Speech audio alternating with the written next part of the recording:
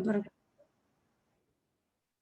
Alhamdulillah ya, syukur kepada Allah Subhanahu Wa Taala ya, kerana pada malam yang penuh berkat ini slot kimia kembali bersiaran untuk siri kedua ya, di bawah program Awan Ilmu, anjuran majlis atau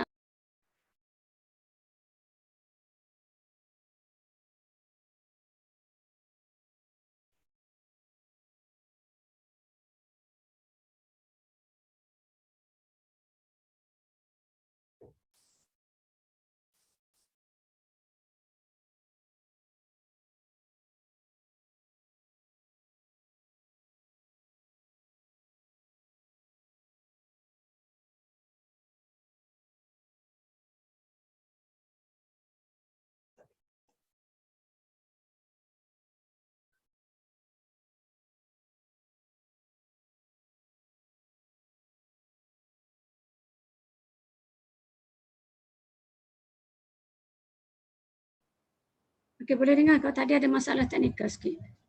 Okey. Boleh dah? Okey, okey, baik. Alhamdulillah ya, program malam ini iaitu program Awan Ilmu di bawah anjuran Muafakat Guru Cemerlang Kelantan dengan kerjasama sektor pembelajaran Jabatan Pendidikan Negeri Kelantan ya. Sebagaimana yang saya beritahu tadi, malam ni alhamdulillah slot kimia bersiaran untuk kali kedua, dan pada malam ini kami datangkan seorang guru cemerlang kimia yang tak kurang hebatnya ya, sama ada di peringkat daerah ataupun peringkat negeri Kelantan. Ya, beliau banyak menyumbang kepada penghasilan modul-modul dan juga penghasilan bahan-bahan untuk akademik, sama ada di peringkat daerah dan juga peringkat negeri. Dan beliau yang saya maksudkan tersebut adalah Cikgu Muhammad Tarmizi bin Mak Saleh, iaitu guru kimia daripada Sekolah Menengah Agama Naim Lil Banat, Kota Baru, Kelantan. Ya, beliau yang saya maksudkan tadi adalah guru yang sangat hebat dan mempunyai potensi yang sangat cemerlang dalam guru, dalam menjawat tugas ataupun dalam memikul tugas sebagai guru kimia. Ya, jadi rasanya untuk tidak saya membuang masa, ya, saya serahkan teruslah kepada Cikgu Muhammad Tarmizi bin Mat. Ya, baik, dipersilakan. Terima kasih kepada Cikgu Cik Norma, Cik Siddiq daripada Guru Cemerlang Kimia daripada SMK Mulong. Bismillahirrahmanirrahim. Alhamdulillahirabbil wassalatu wassalamu ala asyrafil mursalin wa ala alihi washabbihi ajmain. Assalamualaikum dan selamat malam. Syukur alhamdulillah saya diberi kesempatan oleh majlis Muafakat Guru Cemerlang dalam program Awan Ilmu pada malam ni, dan bersama-sama dengan kita ni ada di kalangan pelajar dan ada juga yang saya lihat tadi ada di kalangan cikgu-cikgu kimia. Selamat datang ke program Awan Ilmu, dan diharapkan perkongsian pada malam ini akan memberikan sedikit maklumat tambahan kepada pelajar, dan supaya pelajar dapat boleh manfaatkan sedikit sebanyak perkongsian yang saya akan bincang pada malam ni ya. Okey. Jadi apa yang saya nak bincang malam ni, kalau sebelum ni awak dah jumpa dengan salah seorang cikgu yang hebat daripada Kuala Lumpur, okey. Cuma saya mungkin tidak akan ada permainan sebagaimana Cikgu Ija, tetapi saya lebih banyak kepada maklumat-maklumat yang kita nak tahu ataupun kita nak bina dalam garam. Okey, dan garam ni merupakan satu tajuk yang boleh dikatakan tajuk yang agak, setengah orang agak kata agak payah, okey, dan setengah orang mungkin agak menyusahkan. Okey, dan sebenarnya kalau untuk makluman, garam ni sebenarnya adalah satu tajuk yang boleh dikatakan tajuk yang sebenarnya terbina daripada apa yang telah kita belajar seawal daripada tajuk satu sehinggalah tajuk garam, tajuk asid, base dan garam. Jadi maklumat-maklumat yang perlu anda ada terutamanya daripada pembentukan formula kimia, persamaan kimia digunakan dalam garam. Dan dalam garam ni kita cuma tokok tambahkan sedikit dengan warna, dengan ketelarutan, okey, dan ujian-ujian yang menentukan kation dan anion. Okey, apa yang saya nak bawa malam ni adalah satu kaedah yang saya dapat daripada salah seorang daripada guru cemerlang di sekolah sains Rembang yang saya dapat kongsi pada tahun 2016 di mana dia memberikan satu kaedah untuk memudahkan pelajar memahami garam. Dan bila saya tengok kepada kaedah ni, saya rasa sangat sesuai dan sangat mudah untuk kita faham. Okey, dan saya sangat teruja untuk bagi kepada orang lain untuk dikongsi. Okey, dan bila saya kongsi kepada pelajar saya beberapa tahun yang lepas, alhamdulillah pelajar saya boleh membantu pelajar saya untuk menjawab soalan dengan lebih baik, ya. Okey. Apa yang saya nak kongsi, apa maksud kunci garam ni? Okey, ini salah satu daripada benda yang benda yang bila kita sebut kunci garam, inilah sebenarnya kunci garam. Okey, terbina daripada pelbagai. Okey, maknanya daripada satu garam tu kita akan tahu keseluruhan dia. Terutamanya kalau kita tengok di situ, okey, bermula daripada ketelarutan, warna, persamaan untuk pemanasan garam, kemudian kaedah penyediaan garam, ujian kation, anion, okey, dan semua itu adalah melitupi keseluruhan apa yang perlu kita tahu dalam garam. Okey, insya-Allah dengan saya akan bincang secara terperinci bagaimana kita nak membina sehingga pelajar saya boleh bina. Ini salah satu daripada apa yang pelajar saya bina, dan bila keluar soalan garam, alhamdulillah pelajar saya boleh menggunakan maklumat, sebab bila dia reka sendiri daripada maklumat yang saya bagi, alhamdulillah dia boleh guna maklumat yang bolehi daripada kunci garam. Okey. Yang pertama, bila kita sebut garam, sebelum kita pergi pada kunci, inilah salah satu daripada soalan yang biasa. Okey, soalan yang biasa yang yang biasa kita akan jumpa, iaitu ditanya apakah maksud garam. Okey. Dan soalan ni sentiasa akan jumpa, dan biasanya pelajar akan membuat beberapa kesalahan dalam menjawab apa maksud garam. Dan sebenarnya bila sebut garam ni, secara langsung dia adalah merupakan sebatan kimia atau sebatan ion yang dihasilkan apabila ion hidrogen dalam asid digantikan dengan ion logam dan ion amonium. Okey, ini adalah takrifan yang paling tepat. Dan sekiranya kalau ditanya soalan maksud garam, anda jawab selain daripada takrifan ni, anda mungkin tidak akan dapat markah. Ini berdasarkan pada sedikit pengalaman saya. Okey, biasanya ni adalah jawapan dia. Okey, yang kedua, contoh. Okey, contoh yang mana kita nak tengok bagaimana penghasilan garam. Ini saya bagi contoh peneutralan. Okey. Kemudian contoh yang kedua, tindak balas antara asid dengan logam reaktif dapat garam. Ini contoh penyediaan garam. Okey. Kemudian contohnya asid hidroklorik tambah dengan amonia juga dapat garam.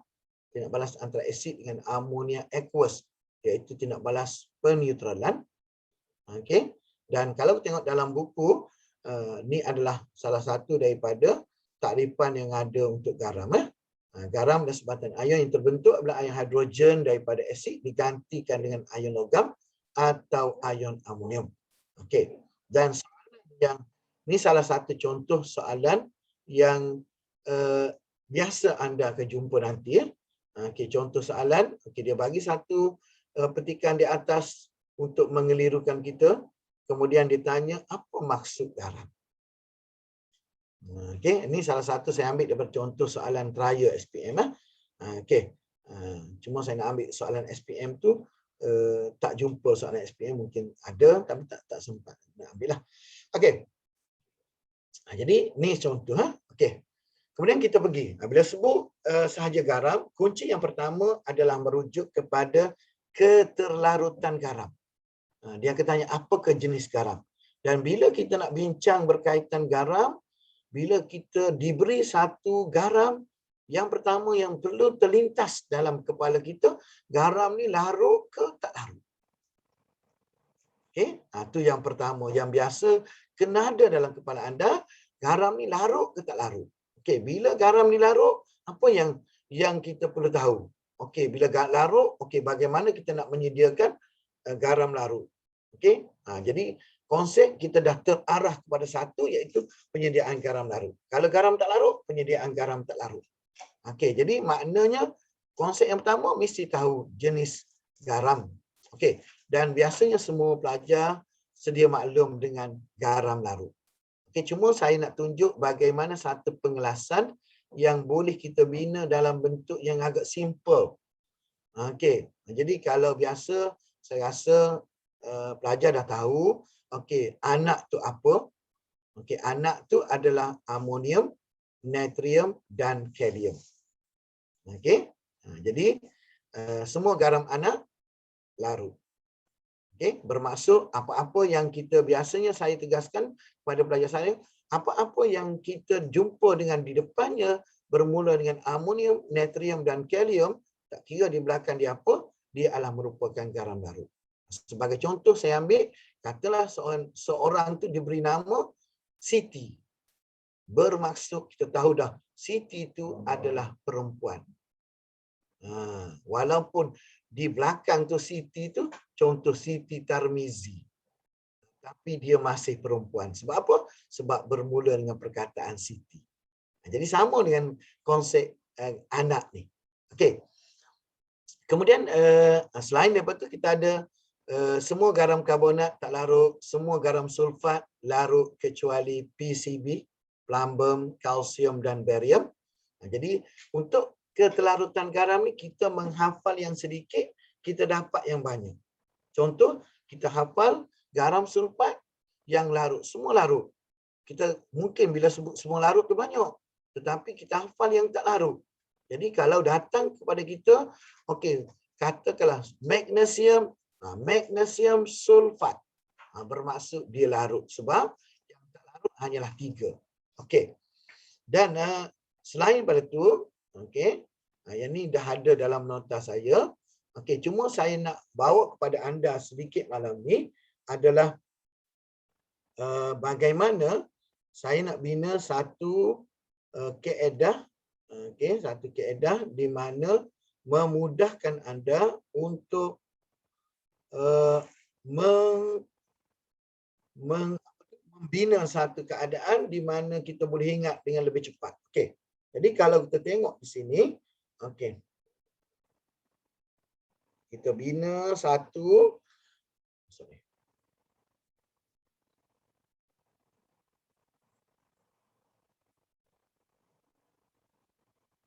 okey.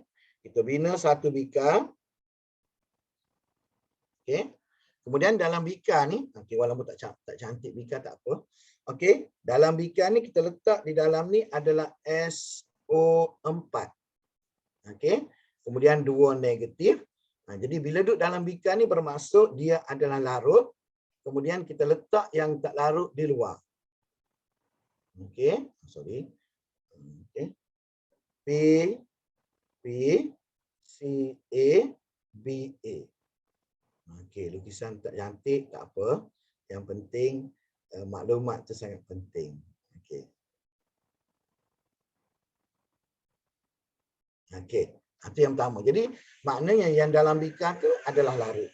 Okey, kemudian yang kedua, okey, kita ambil klorida, okey, bromida dan juga iodida.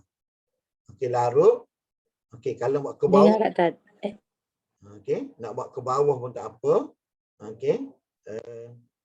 Sini menghalang ke, cikgu, kalau saya letak di sini?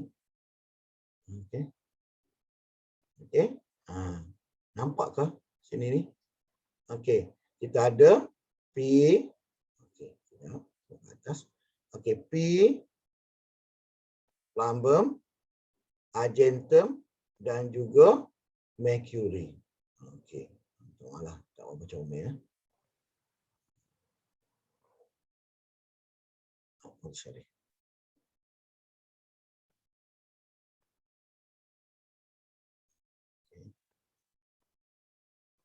Okey, kemudian seterusnya kita ada semua garam karbonat. Okey, semua garam karbonat adalah tidak larut. Bila tidak larut, kita letak di luar. Okay.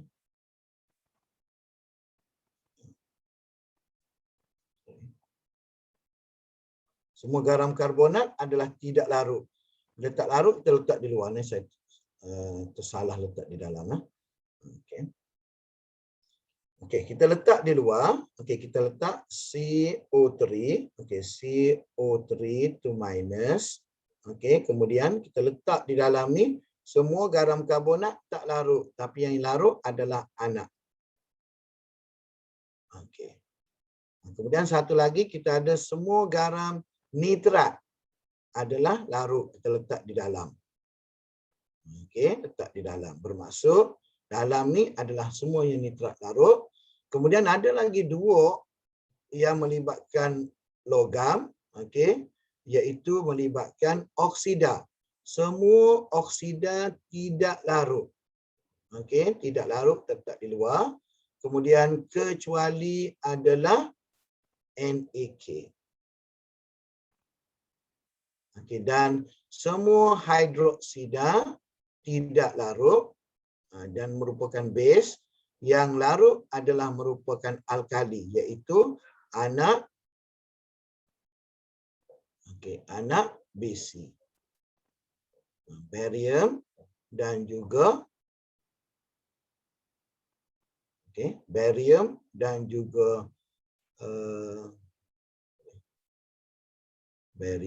dan juga kalsium. Okey, boleh? Okey, ini adalah merujuk kepada kita lukis, dan dalam ni kalau kita warna lagi cantik lah.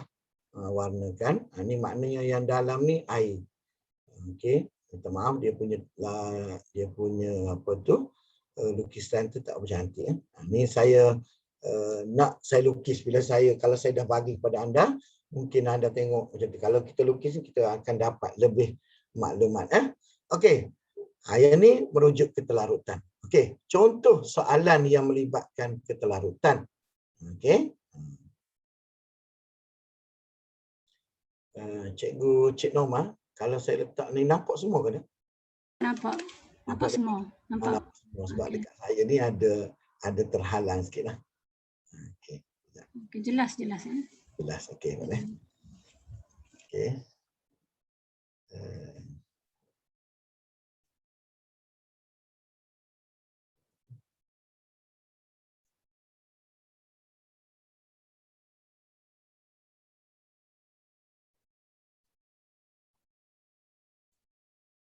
Okey, jadi kalau kita tengok kepada yang ni, okey, contoh soalan dia, okey, marmar kalsium karbonat adalah sejenis garam, nyatakan ketelarutan.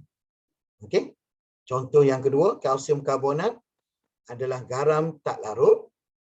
Okey, ini kalau kita banyak buat soalan, cara tak langsung soalan kita akan membantu. Dalam soalan ni kita tengok nyatakan ketelarutan kalsium karbonat. Bila datang satu lagi soalan, kita tengok kalsium karbonat adalah garam tak larut. Jadi maknanya cara tak langsung saling membantu. Sebab itulah salah satu daripada yang perlu kita buat adalah banyakkan buat soalan. InsyaAllah dia akan membantu. Okey, kemudian seterusnya adalah merujuk kepada nyatakan ketelarutan magnesium karbonat dalam air. Itu adalah contoh-contoh soalan yang biasa ditanya. Okey, kemudian kunci garam yang ketiga adalah merujuk kepada warna garam. Jadi warna garam ni sebenarnya kalau untuk makluman anda, warna garam ni bermula daripada kita belajar garam semasa tingkatan 4 dan kita akan guna ke depan lagi. Contohnya kalau anda berada di tingkatan 5, okey, awak akan guna garam. Warna garam ni banyak dalam tindak balas redox. Okey, keseimbangan redox. Awak akan guna garam ni dalam sebagai contoh kadar tindak balas. Jadi apa kepentingan warna? Warna ni sangat penting bila soalan ditanyanya adalah soalan berkaitan dengan pemerhatian. Sebab soalan pemerhatian wajib kita jawab. Dia tanya nyatakan pemerhatian, biasa kita akan menyatakan keadaan fizikal yang pertama, kemudian diikuti dengan warna. Contohnya kalau tanya apakah warna ataupun nyatakan pemerhatian bila kuprum sulfat terbentuk, pepejal kuprum ataupun bila kuprum sulfat terbentuk. Okey, jadi kita boleh kata kumpulan sulfat adalah berwarna biru. Jadi kita kata mungkin kita boleh katakan larutan berwarna biru. Larutan tu keadaan fizikal warna biru ataupun pepejal berwarna biru kalau dia datang dalam bentuk pepejal. Jadi kalaulah garam tu adalah tak larut, contohnya apa warna bagi kuprum karbonat? Terus kita kata pepejal berwarna hijau. Jadi kalau kita kata warna hijau pun dah okey. Cuma lebih baik kalau kita menyatakan keadaan fizikal. Okey. Ni adalah contoh-contoh warna. Maaf Okey. Cikgu Tamizi. Saya Anak-anak minta slow sikit. Nak snap tak dare. okey. Okay, thank you. Okey, kita hundur balik. Okey. Yang ni Tapi bahan ada dah. Okey, yang ni lah slowkan sikit yang ni. selakan ni. Kita snap juga ke Tidak kalau snap gambar. gambar tak apa comel tu. Tak apa, janji pelajar faham.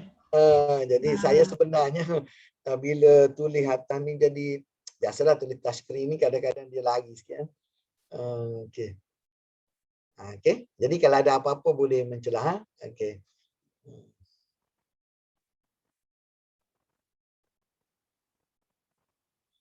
Okey, Prof. Syah bolehkah ulangi? Tak cikgu, ulangi mana satu Syah ni. Okey. Kemudian saya beres je cikgu. No, okey. Ulangi yang mana Syah ni? Okey, tak apa saya rasa. Okey. Okey, yang ni dah okey. Dah okey dah yang ni kah? Okey, saya bergerak ke depan. Okey, ada apa? Adik? Ada? Okey, semua dah jawab okey. Dah okey dah. Saya minta maaf kadang-kadang saya tak perasan nak tengok kepada chat. Okey, biasalah. Okey. Okay, kemudian seterusnya kalau kita tengok untuk ni contoh soalan. Saya rasa contoh soalan ni anda boleh jumpa. Kita perlu snap yang ni. Okey, kemudian ni. Yang ni sebenarnya kalau dalam nota yang saya bagi tu dia tidaklah berwarna macam ni. Okey, dia agak warna putih saja dalam ni kita bagi touch sikitlah. Okey, supaya nampak. Ni okey ya. Okey, jadi kalau kita tengok ni contoh. Okey, bagaimana saya nak buat yang kita nampak dalam bentuk yang agak crowded ni, kita nak buat dalam bentuk yang agak simple. Okey. Jadi ni contoh yang ada dalam buku. Garam, okey. Garam ion ferrum 2, ion ferrum 3. Okey, ion ferrum 2, ion ferrum 3 ni sangat mudah kita nak ingat. Ferrum adalah besi. Bila sebut besi, bila sebut berkarat, warna dia akan jadi perang. Berkarat. Okey, berkarat tu maksud dia dah berada dalam ferrum 3. Kalau dia mula-mula berkarat. Biasanya kalau orang tua biasanya dia akan cerita okey, karat hijau dah. Bermaksud dia mula-mula berkarat besi ni adalah berwarna hijau. Selepas beberapa hari dia akan bertukar menjadi perang. Dan selepas perang tak ada lagi warna selain daripada perang. Sebab itulah warna yang paling daripada ferrum 2 kepada ferrum 3 dia berakhirnya perang. Okey. Tapak tak cukup. Tapak tak cukup. Okey. Okey, kemudian seterusnya kuprum. Okey, dah sebut kuprum, biasanya warna biru, kuprum warna biru dan jangan sekali tertukar dengan apa dia? Kuprum logam. Logam dia lain. Logam ni dia ada satu istilah, semua logam berwarna kelabu berkilat kecuali kuprum berwarna perak dan aurum ataupun emas berwarna kuning. Jadi yang lain tu semua kelabu berkilat kecuali kuprum dan emas. Jadi kena bezakan antara sebatian dengan logam ataupun atom. Okey, dan yang ni semuanya adalah kuprum klorida hijau. Okey, larutan dia adalah biru. Biasanya kalau tengok kuprum klorida ni kita tengok dalam bentuk pepejah ni kalau kita kata dia berwarna biru, tapi larutan dia berwarna biru. Kuprum karbonat hijau, tapi dia bila dalam keadaan larutan dia tidak larut. Jadi dia tetap pepejah berwarna hijau. Okey. Kemudian satu pendekatan yang saya biasa guna kepada pelajar saya lah. Okey, ini pendekatan yang biasa saya guna kepada pelajar saya. Okey, bagaimana saya bina yang saya tunjuk tadi. Okey, kita boleh tulis semua garam berwarna putih.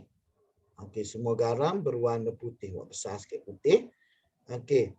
Dan okey, larut dalam air. Okey, dalam air. Okey, menghasilkan okey, larutan tak berwarna. Okey, ni yang pertama. Jadi kemudian kita kurungkan dia. Okey, nak kurung macam mana tu bolehlah bulat ke apa. Ada pelajar tanya saya kenapa buat awan cikgu. Okey, itu cara tersendiri, style punya. Okey. Jadi ikut kita lah. Kita rasa tak kisah dengan orang. Okey, kita buat cara kita sendiri. Barulah kita faham. Okey. Yang saya keluarkan ni adalah kecuali. Bermakna bila saya keluar daripada tu, bermaksud garam tu tidak berwarna putih. Okey, contoh yang pertama kecuali dia adalah Cu2 positif. Cu2 positif mewakili kuprum apa-apa. Garam, kuprum sulfat, kuprum nitrat. Okey, berwarna biru. Okey, berwarna biru. Okey.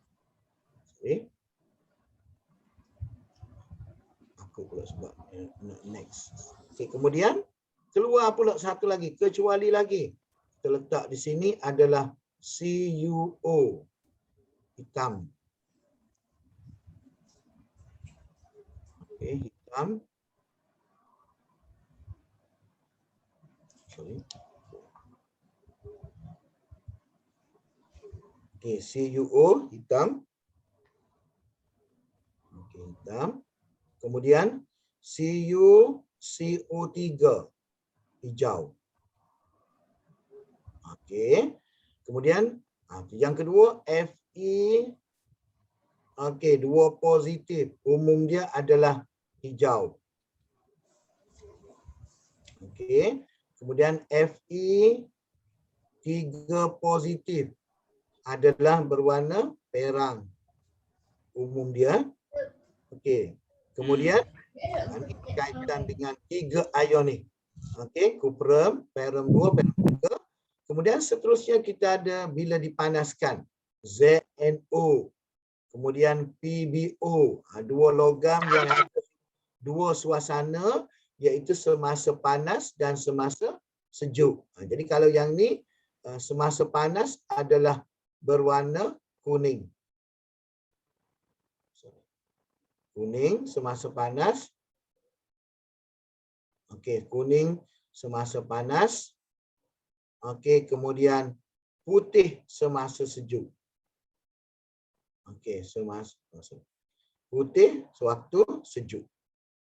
Ini yang saya kurungan ni, saya tulis semasa lah. Okey, kemudian pelambung ni adalah perang.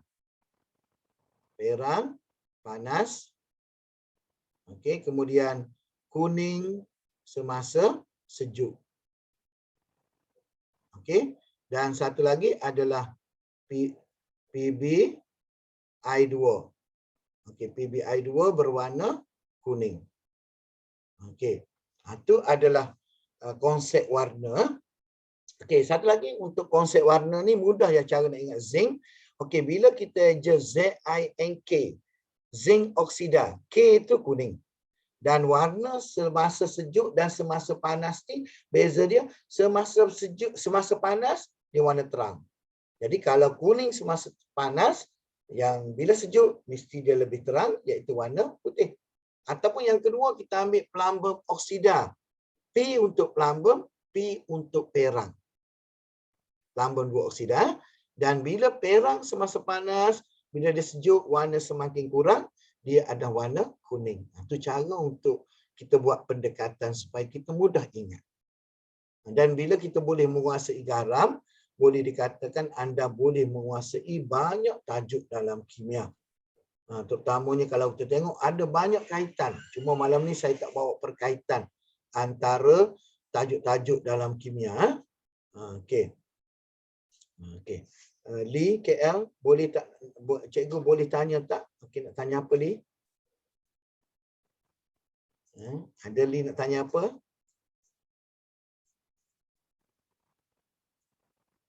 Okey, boleh mencelah kalau nak tanya. Okey, saya buka. Kalau siapa nak tanya. Cikgu Cik Norma, Kak Ma bolehkah nak tanya sekarang? Boleh. Okey, Boleh, siapa kalau ada pelajar nak tanya boleh. okey. Siapa nak tanya melalui chat? Chat, okey, cikgu saya baru form 4 kimia, apa sebenarnya? Okey, jadi kalau form 4 ni tajuk yang ke acid base dan garam yang ke-6. Okey, ni subtopik apa? Subtopik ni adalah daripada acid base dan garam. Okey, dia masuk subtopik untuk acid base dan garam untuk garam. Okey, jadi saya sekarang ni saya keseluruhan. Okey. Okey, ada nak tanya? Okey, Syasha, apa nak tanya? Okey, Aziz bolehkah? Okey, susah ke nak catch up kalau budak tukar kepada sains? Okey, tidak susah. Okey, semuanya boleh diatur. Okey, subjek apa cikgu? Yang ni subjek kimia. Okay. Apa beza ketelarutan dengan peleburan? Kita tambah dalam air dia akan larut macam gula. Kita masuk ke dalam air dia hilang. Itu ketelarutan. Okey, kat sini tak ada ke cara untuk soalan nanti masuk pasal cara nak hasilkan garam ada di depan. Okey, okey. Okey, seterusnya. Okey, kita teruskan. Okey, malam ni sebenarnya saya ada lebih kurang 30 slide. Okey, untuk makluman awak 39 slide. Okey, ni contoh soalan yang berkaitan dengan garam. Soalan dia. Yang pertama, apakah warna garam magnesium karbonat dalam keadaan bilik? Jadi kalau kita merujuk kepada apa yang saya telah tunjuk tadi, semua garam berwarna putih kecuali kita ada cuprum 2 positif, perum, kemudian perum 2, perum 3, kemudian kita ada zinc oksida, kita ada plumbum 2 oksida dan plumbum iodida. Jadi bila sebut magnesium, automatik dia akan berwarna putih. Jadi garam magnesium berwarna putih dalam keadaan bilik. Okey, jadi itu cara kita bila kita jawab soalan. Okey, sebagai contoh kalau kita tengok kepada diagram di sini, okey, nama gas, okey, tengok kepada soalan yang ketiga tu, okey, pepejal X mempunyai warna berbeza bila panas dan sejuk, nyatakan warna pepejal X. Okey, kita ada di depan ni zinc nitrat. Nanti kita akan belajar pemanasan. Bila zinc nitrat dipanaskan secara tak langsung, dia akan dapatnya adalah di sini adalah zinc oksida. Okey, zinc. Kita akan dapat zinc oksida. Okey. Zinc oksida. Okey. Sini kita akan dapat zinc oksida, ZNO. Kemudian sini kita dapatnya adalah NO2. Okey. Dan bila sebut zinc oksida, kita dah tahu tadi bahawa zinc oksida adalah warna panas, adalah warna kuning. Okey, dan semasa sejuk warna dia adalah putih. Okey. Jadi itu contoh. Okey, baik. Okey, kemudian kunci yang ketiga. kunci yang ketiga, kita ada 6 kunci. InsyaAllah kita akan dapat cuba habiskan 6 kunci. Okey. Kunci yang ketiga adalah kesan haba. Jadi kebanyakan garam bila dipanaskan dia boleh menghasilkan berlakunya penguraian, dan ada beberapa garam yang kita panas pun tidak berlaku penguraian. Sebagai contoh, kita ada garam klorida. Okey. Garam anak yang tidak mengalami, kecuali amonium mengalami penguraian. Okey. Jadi untuk penguraian ni, kalau kita tengok, okay, untuk penguraian ni, okay, kita ada kalium karbonat dan penguraian ni untuk malaman awak, 2 garam yang sangat popular untuk berlakunya penguraian, iaitu garam karbonat dan garam nitrat. Okey, dan bila sebut karbonat, okey, bila dia terurai maksudnya dia akan pecah. Dia akan pecah, dia akan menghasilkan garam karbon dioksida. Okey, jadi natrium dengan kalium tak terurai. Okey. Kemudian contoh garam lain yang terurai adalah merujuk kepada dalam ni sebenarnya untuk garam karbonat ni. Okey, untuk garam ni sebenarnya kita ada banyak garam yang kita boleh listkan di sini. Okey, antara yang kita boleh list di sini adalah selain daripada kalsium karbonat, di sini kita ada garam. Okey, sehingga ke bawah ni kita adanya magnesium karbonat, kita ada zinc karbon, zinc karbonat. Okey, kita ada plumberm 2 karbonat. Okey, kita ada aluminium karbonat. Okey. Kemudian kita ada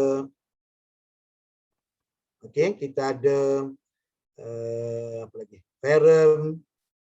Okey, ferrum 2 karbonat. Okey, kemudian kita ada ferrum 3 karbonat. Ini adalah contoh-contoh garam yang terlibat. Okey, jadi berdasarkan apa yang kita tahu berkaitan dengan warna tadi, okey, kita boleh menilai warna garam di sini. Contoh, kita ada kalsium karbonat warna putih, sebab dalam yang saya tunjuk, yang saya lukis tadi, tiada pun yang merujuk pada kalsium warna putih. Kalsium oksida warna putih. Kemudian kalau zinc karbonat warna putih. Okey, bila dipanaskan dia dapatnya zinc oksida, kuning semasa panas dan putih semasa sejuk. Jadi bila kita nak menulis pemerhatian dia, kita abaikan warna putih ni. Okey, kita abaikan warna putih, kita tak ambil warna putih sebab dah ada 2 warna di sini. Jadi kita kata kuning semasa panas, putih semasa sejuk. Okey, kemudian sama juga untuk plumberm karbonat. Kita abaikan warna putih, kita ambil perang semasa panas, kuning semasa sejuk. Cuma kalau untuk kuprum karbonat, kita mesti ambil hijau kepada hitam. Kenapa? Sebab baru ada 2 warna. Okey, itu contoh. Dan untuk argentum karbonat, cara penguraian dia agak berbeza berbanding dengan garam lain. Okey. Kemudian seterusnya, yang ni dah ada dalam contoh nota. Okey. Jadi contoh yang kedua adalah nitrat. Bila nitrat dipanaskan, okey, kalium nitrat dan natrium nitrat dipanaskan, kita dapat hasil dia natrium nitrit tambah oksigen. Dia agak berbeza sedikit. Tapi kalau yang lain, okey, yang lain sebagai contoh yang saya tunjuk ke bawah ni, maksudnya kita ada magnesium, kalsium, kita ada zinc. Pemanasan dia bila sebut sahaja nitrat dipanaskan, dia ada 3 hasil. 3 hasil. Jadi kalau nak tahu pemanasan tu garam nitrat ke garam karbonat, bezanya kalau garam karbonat dia ada 2 hasil. Karbonat 2 hasil. Tapi kalau nitrat dia ada 3 hasil. Okay. Dan satu benda yang baru bila sebut nitrat adalah ini. Kita dapat nitrogen dioksida yang berwarna perang. Kalau untuk zinc oksida ni sama tadi, kuning semasa panas, putih semasa sejuk. Cuma zinc nitrat zinc nitrat berwarna putih. Okey, itu konsep ya. Okey, ada soalan? Okey. Okey, nak hafal cas macam mana? Okey, yang tu kena mahir semasa tingkatan semasa tajuk persamaan kimia. Tapi saya boleh bagi kepada awak. Dalam konsep kita nak menghafal cas, bila salah satu daripada kaedah yang kita nak buat, bila kita nak buat garam ni, kita kena ingat cas dia. Okey, untuk hafal cas ni mudah ya. Okey, kalau untuk yang anion, saya ambil yang anion. Okey, saya tulis di sini ya. Anion. Okey, anion, cara tulis dia aja. Okey, ni minta maaf bukan yang nak potong tu. Okey, anion cara tulis. Kalau dalam penulisan dia kita ada huruf dia menegak ni. Makna dia -1. Contohnya nitrat, dah menegak ni. Okey, dah menegak adalah -1. Nitrat. Okey. Kalau tak ada yang menegak, contohnya SO4. Dia -2. CO3 tak ada yang menegak atau mencancang di situ, bahasa mencancang. Okey, ataupun O. Dia -2. Kalau sini OH, dia adalah -1 sebab ada yang menegak. Itu cara untuk anion. Kalau untuk kation mudah saja kita hafal. Contohnya, okey, selingan sedikit sini ya. Cikgu Cik Norma tak apakah saya nak selingkan sedikit sini. Okey. Okey, terus boleh. Okey, kalau untuk kation. Okey, kation mudah saja kita hafal 6 ion yang bercas positif 1.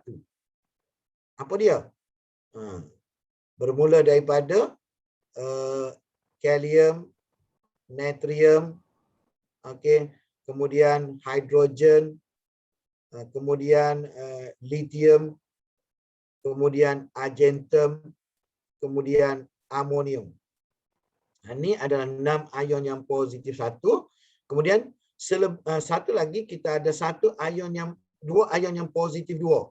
Positif 2. Apa dia positif 2? Kita ada positif 3.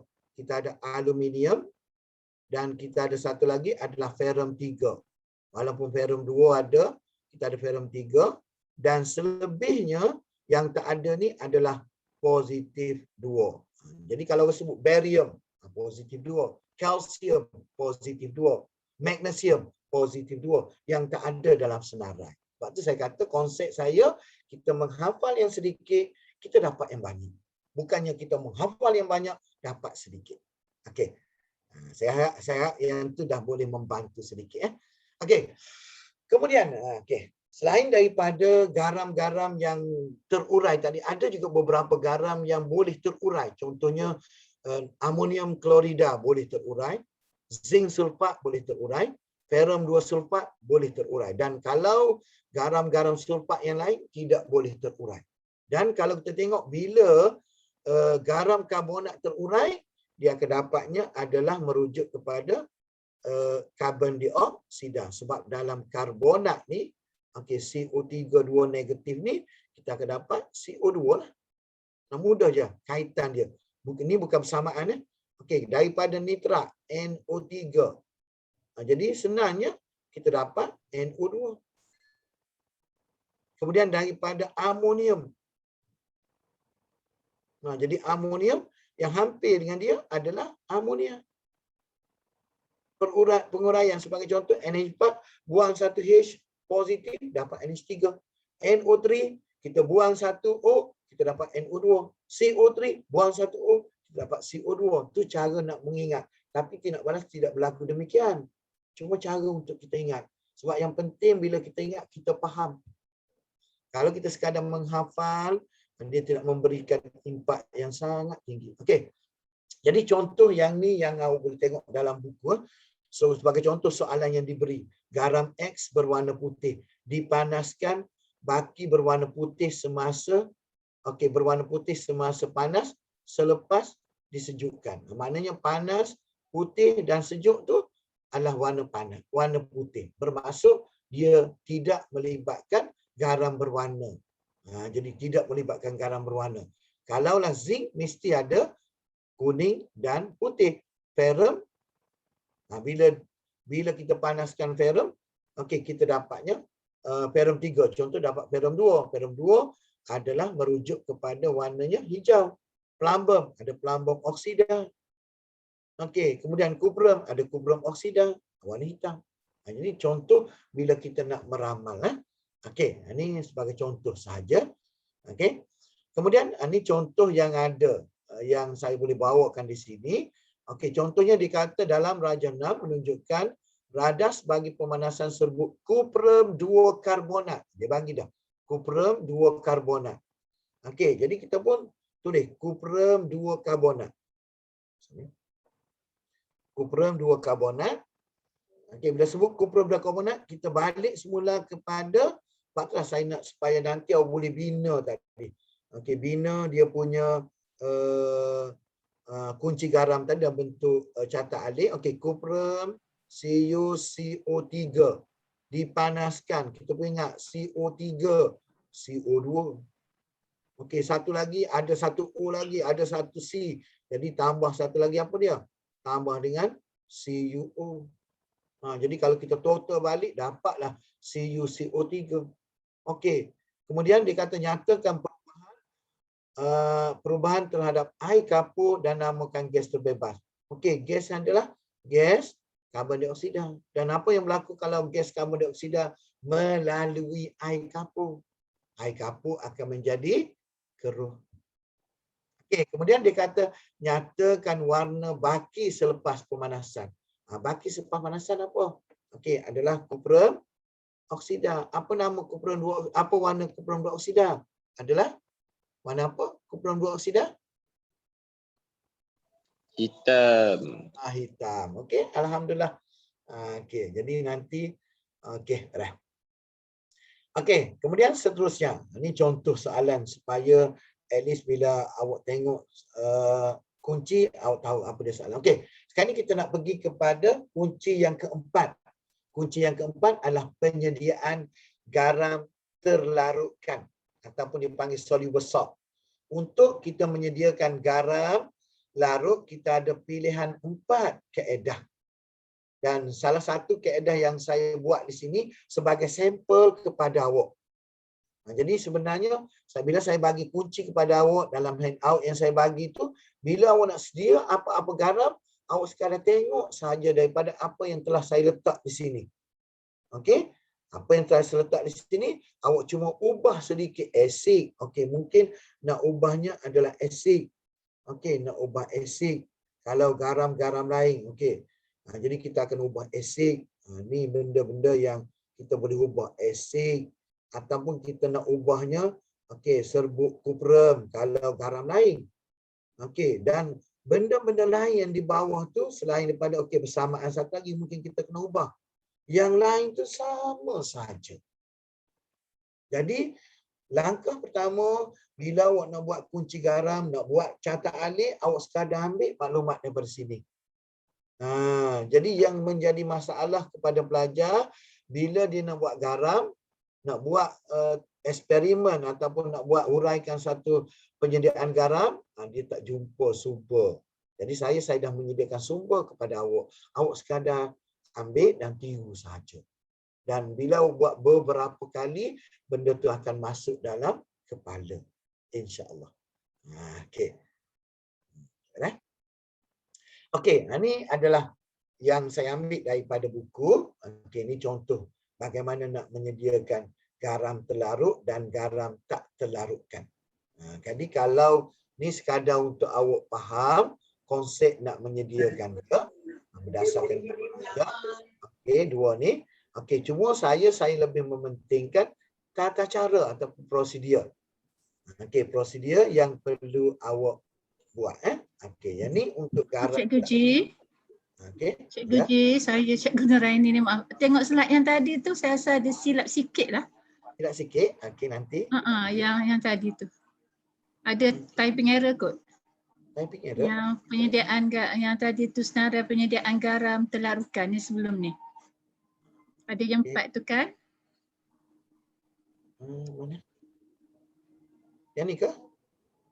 Yang kedua tu asid tindak berlanggan alkali dapat garam dan gas hidrogen tu rasanya logam tak? Ini saya rasa ada typing error. Okey, sorry. Itulah saya rasa typing error tu. Bukan gas ni adalah air. Sebab tindak balas ni adalah tindak balas peneutralan. Okey, jadi typing error. Okey, ni adalah air. Sorry. Terima kasih Cikgu Nuraini. Okey. Kalau air tu kat atas kan, yang kedua tu asid dengan logam dah patutnya tak? Sepatutnya okey, typing error mungkin copy terus. Okey, yang ni asid dengan logam. Jadi kalau asid dengan logam makna benda tu betul lah. Betul. Logam, okey sekejap. Okey, terima kasih. Sebab kadang-kadang biasalah cikgu ni kalau kadang dia mengajar ni kadang-kadang ada yang tersilap. Okey, jadi anak murid dia kena peka lah. Kadang-kadang sebab cikgu ni bukannya perfect. Okey, kadang-kadang. Okey, jadi ada kesilapan yang tak disengajakan. Okey, sini adalah logam. Logam. Okey, baru dapat ni. Okey, dapat gas hidrogen dan juga garam. Kali atas tu adalah penitrolan, yang di bawah tu oksida logam. Okey. Jadi sebab kadang-kadang bila kita fokus kepada langkah tu, nak bagi langkah kepada awak tu, saya terlupa yang kesilapan yang tak disengajakan. Okey. Jadi seterusnya kalau kita tengok untuk yang ni, jadi yang ni sebenarnya satu lagi benda yang kadang-kadang pelajar tanya saya, okey, bagaimana kita nak tulis persamaan ni? Okey, jadi persamaan ni kita kena bincang tajuk lain. Okey, bagaimana nak menulis persamaan. Okey, jadi sebenarnya persamaan ni kita dah kalau kita tengok pada tajuk formula dan persamaan kimia, dan di situlah kita kena faham. Dan kalau sampai ke sini kita katalah semasa tajuk tu kita rasa aku dah faham, tapi bila sampai ke sini kita tak boleh tulis, dan boleh dikatakan dalam garang banyak melibatkan persamaan. Jadi maknanya kita muhasabah diri kita cuba buat. Okey, dan saya mohon maaf, saya tak sempat nak ajar bagaimana nak buat persamaan malam ni. Sebab ada lagi beberapa kunci lagi. Okey. Kemudian ni adalah daripada yang saya ambil daripada buku. Okey. Contoh penyediaan dia. Okey, yang ni untuk garam tak larut. Okey, bila sebut garam tak larut, okey, yang pertama awak mesti tahu dia punya jenis tindak balas. Okey, jenis tindak balas dia, nama dia adalah penguraian, okey, ganda 2. Penguraian ganda 2 ataupun boleh juga pemendakan ion. Okey, pemendakan ion. Sebab biasanya kalau pelajar tingkatan 5 dia sampai kepada termokimia tu, dia rasa ni ada ni pemendakan. Jadi pemendakan ion. Okey, boleh guna perkataan pemendakan ion. Okey. Kemudian jadi untuk kita buat garam tak larut, sedia maklum kita kena pilih 2 larutan. Sebab untuk sediakan garam tak larut, kita mesti larut campur larut. Okey, jadi kita ada larut campur larut. Okey, saya tulis garam larut campur garam larut. Dapatlah garam tak larut yang kita nak sediakan. Garam tak larut. Okey, garam tak larut. Dan satu lagi hasil dia garam larut. Sebab itulah sangat penting ketelarutan garam tadi. Okey, dan untuk yang ni sama juga bila awak dah dapatkan apa yang awak nak buat. Contoh sekarang ni kita nak buat garam plumbum sulfat. Okey, contoh saya bagi ya. Bagaimana kita nak meramal. Okey, nak meramal garam plumbum sulfat ni, bagaimana kita nak meramal bahan yang kita nak guna. Okey, jadi sebenarnya agak tidak payah. Okey. Contohnya kalau kita tengok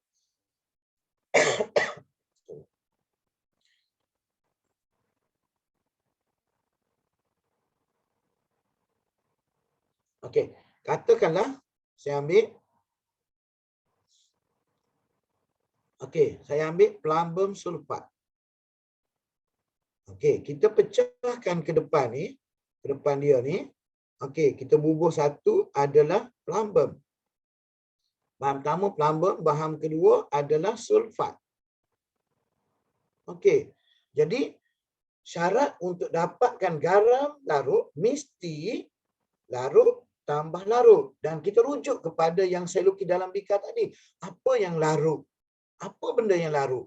Yang sentiasa larut. Dia adalah merujuk kepada iaitu merujuk kepada plumbum. Plumbum adalah plumbum nitrat sebab semua nitrat adalah larut. Kemudian sulfat. Kita ambil yang anak Na2SO4. Jadi kita akan dapat di sini adalah merujuk kepada NaNO3. Jadi itu cara kaedah dia. Sebablah ketelarutan sangat penting. Dan di sini kalau kita tengok, di sini kalau kita tengok mudah sahaja untuk awak. Okey, awak sekadar ambil, okey, salin yang ni, insya-Allah. Saya rasa sebab dalam ni adanya beberapa orang yang ketua, okey, sebagai orang lembaga ada dalam ni. Okey, saya nak tanya, mungkin saya nak tanya bagaimana, adakah cara penulisan saya tu dah boleh diterima? Okey, mungkin berdasarkan pengalaman, kalau kita tanya tu, saya cuba tanya Cikgu Noraini. Cikgu Noraini, adakah kaedah saya tu boleh diterima dah untuk dapat markah? Berkongsi ya, sebab awan ilmu ni kita berkongsi, bukan saya sekadar ni. Okey, Cikgu Noraini. Ya, dengar Cikgu Mizi. Saya tengah tengok ni. Ini kaedah saya ni boleh diterima ke?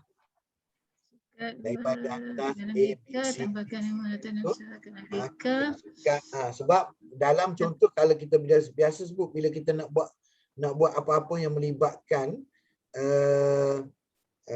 melibatkan huraian untuk langkah, mesti kita letakkan isi padu. Ni yang pelajar kadang-kadang tertinggal. Kemudian kepekatan. Dua ni. Kalau awak sekadar sukat 50 cm padu, larutan plumbum. Okey, sini plumbum 2 nitrat lah. Plumbum 2 nitrat ke dalam bikar. Jadi kalaulah awak tidak masukkan kepekatan, markah kosong. Kemudian yang kedua pula, tambahkan 50 cm padu natrium sulfat tanpa kepekatan. Markah 2 markah kosong. Sebabnya tiada kompromi. Dalam bila kita tidak melengkapkan prosedur kita, kita tak akan dapat markah. Tu. Okey. Kemudian seterusnya. Okey, daripada situ contohlah. Contoh contoh soalan. Okey, dia kata plumbum 2 karbonat adalah garam tak terlarut. Garam ini boleh disediakan dalam makmal. Namakan tindak balas penyediaan garam. Kita dah ada tadi. Okey, kemudian cadangkan 2 bahan kimia yang boleh digunakan untuk menyediakan garam. Okey, jadi selaras dengan apa yang saya dah buat di sini adalah saya dah buat salah satu contoh yang saya buat di sini adalah untuk garam karbonat. Garam karbonat ni saya dah buat garam karbonat, automatik kita boleh pilih terus 2 bahan di sini. Sebab itulah saya nak awak buat beberapa garam. Jadi bila kita dah buat garam karbonat, okey, kita tengok nota kita dah ada. Jadi untuk peringkat yang pertama ni kita gunalah segala sumber yang ada dengan kita. Biarlah orang kata ni dia tengok buku, dia tengok buku. Fayakun lahu kun fayakun. Fasubhanallazi biyadihi malakutu kulli syai'in wa ilaihi turja'un. Okey, baik. Okey. Kemudian kunci garam yang kelima. Okey, kunci garam yang kelima adalah merujuk kepada kita ada di situ adalah merujuk kepada ujian pengesahan ketayon. Yang inilah yang kadang-kadang memberikan kesan kepada pelajar bila nak jawab garam. Ujian pengesahan ketayon. Okey, jadi sebenarnya ujian pengesahan ketayon ni sebenarnya untuk kita akan guna 2 larutan alkali, iaitu larutan natrium hidroksida sebagai reagen dan juga amonia. Jadi untuk kita buat ujian ketayon sebenarnya sangat mudah. Sangat mudah untuk dapatkan markah. Okey, kalau dalam soalan esei kita sekadar menulis. Okey, sekadar menulis prosedur dia. Okey, prosedur dia iaitu merujuk kepada ada 2 sini. Okey, yang pertama adalah kita tuangkan 2 cm padu larutan ketayon ke dalam tabung uji. Kemudian kita tambahkan ke dalam reagen ke dalam tabung uji sehingga berlebihan. Kemudian konsep dia yang Mohon Nur Elidia ya, tutupkan mic itu. Nur Elidia. Mohon tutup mic. Okey. Okey, ni cara dia. Maknanya kita kalau dalam PSO nanti bila dia sebut ujian ketayun, kita sekadar menulis prosedur sebab markah dia ada dua. Okey, dua markah. Okey, satu markah bila sebut sahaja ujian, dia ada dua benda yang perlu kita ada. Yang pertama kaedah. Kaedah mesti tepat. Okey, kaedah mesti tepat. Contohnya tuangkan 2 cm padu larutan. Larutan yang kita nak uji tadi ke dalam tabung uji, kemudian tambah. Itu satu markah. Kemudian pemerhatian dia. Pemerhatian dia, kita tengok kepada ada beberapa cara untuk kita buat pemerhatian dia. Okey, satu caranya contohnya kita untuk bila kita tambah natrium hidroksida, garam-garam, kalsium, magnesium, aluminium, zinc dan plumbum ni yang kita tengok tadi semasa ketelarutan dia, dia adalah berwarna putih. Okey, dia berwarna putih. Dia akan dapat mendakan putih. Jadi bila kita jawab garam ni, bila kita tambah reagen untuk ujian ketayun, dia akan berwarna putih. Mendakan berwarna putih. Kecuali kita ada 3 yang selain daripada dia ni. Iaitu perum, cuprum dan juga perum 3, perum 2. Tapi yang lain tu warna putih dulu. Kemudian kita menghafal sedikit kalau natrium hidroksida berlebihan, kita adanya aluminium, zinc, plumbum ataupun kita boleh tulis sebagai ni kita boleh tulis apa dia? Zap. Zap ni adalah mag.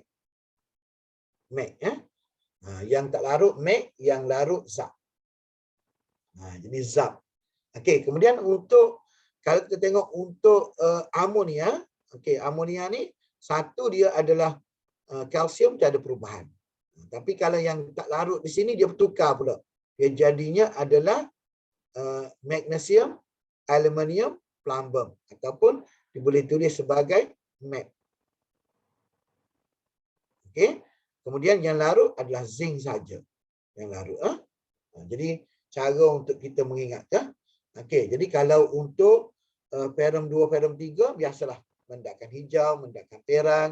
Cuma dalam kes ni ada sedikit pengecualian ataupun sedikit perbezaan dia.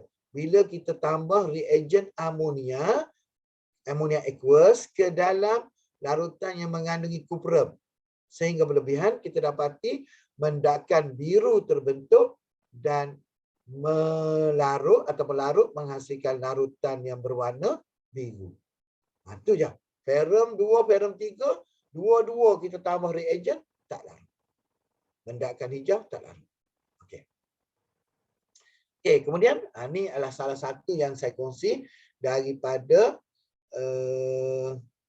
kalau tengok daripada buku teks, saya ambil daripada buku teks yang ni. Okey. Jadi sebagai contoh ni kalau tengok bagaimana kita nak menguji dia, tambahkan natrium hidroksida. Okey, adakah mendakan terbentuk? Okey, ya. Okey, mendakan berwarna apa? Mendakan berwarna, okey, turun kepada perum 3. Kalau mendakan tak berwarna, bermaksud tak berwarna di sini adalah mendakan putih. Okey, kemudian mendakan putih itu ada dua. Satu larut, satu tidak larut. Jadi ni salah satu daripada carta ahli yang boleh awak bina. Okey, boleh? Okey. Okey. Kemudian ni satu lagi carta ahli untuk apa tu? Untuk amonia. Okey, amonia pun sama konsep dia. Okey. Kemudian seterusnya ni adalah ujian secara spesifik. Ada beberapa yang kita boleh uji secara spesifik. Okey, kalau dalam PSA keluarnya ion plumbum, dia tidak terima pun untuk kita uji dengan natrium hidroksida. Kena uji secara spesifik sebabnya plumbum tu ada ujian reagen lain yang boleh menunjukkan pemerhatian secara jelas. Contohnya kita masukkan 2 cm padu larutan yang mengandungi ketayun tadi ataupun kita sebutlah larutan X ke, kemudian kita tambahkan kalium iodida ataupun natrium iodida. Okey, kemudian kita dapat mendakan kuning terbentuk. Ataupun kita tambah asid sulfurik kita akan dapat mendakan putih terbentuk. Dan kalau untuk NH4 adalah ujian Nessler, mendakan bahan uji Nessler ataupun hasil dia mendakan perak. Kemudian yang ni dah ada dalam nota awak. Okey. Kemudian kalau ferrum 2 ni banyak yang kita boleh guna. Tapi bila masih boleh guna natrium hidroksida, kenapa? Sebab natrium hidroksida boleh memberikan warna yang berbeza. Tadi kenapa plumbum tidak boleh guna? Sebab plumbum memberikan memberikan warna putih, mendakan putih, kemudian mendakan putih larut, mendakan putih tak larut. Okey. Itu secara tak langsungnya akan menyebabkan susah untuk kita membezakan. Dan kalau kita tengok untuk ferrum 3 ni kalau dah belajar dalam tajuk pengaratan. Okey, kita guna ferrum 3, kita uji dengan kalium hexacyanoferac 2. Kita ujinya adalah kita uji ferrum 2 bila berlakunya pengaratan. Okey, dengan kalium hexacyanoferac 3 mendakan biru tua yang berlaku. Jadi boleh kita uji dua-dua, tapi kita pilihlah salah satu cukuplah. Jadi kalau awak nak menghafal semua ni, saya rasa memberikan kesan kepada awak. Jadi awak akan wujudkan satu benda, awak kata mungkin kimia ni agak susah. Okey. Sebab apa kimia agak susah? Sebabnya kita kita perlu hafal benda yang sangat banyak. Sebenarnya tidak susah. Okey. Kemudian seterusnya, okey, contoh soalan.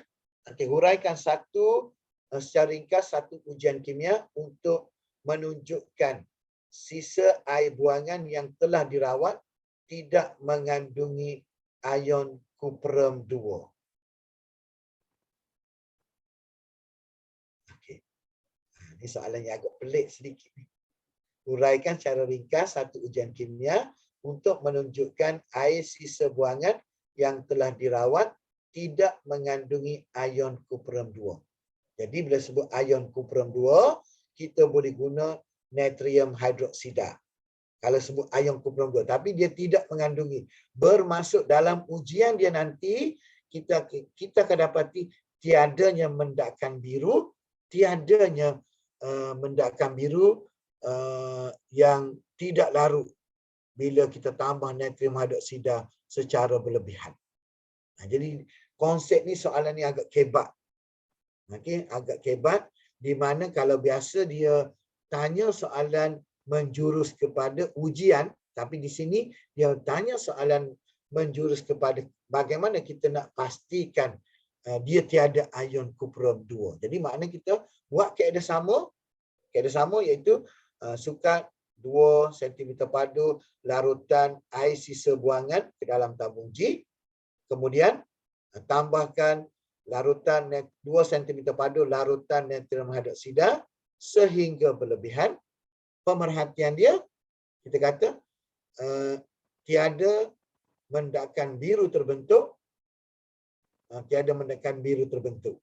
Jadi bermaksud dia dah boleh mengesahkan bahawa tiada ion kuprum yang hadir dalam air sisa buangan.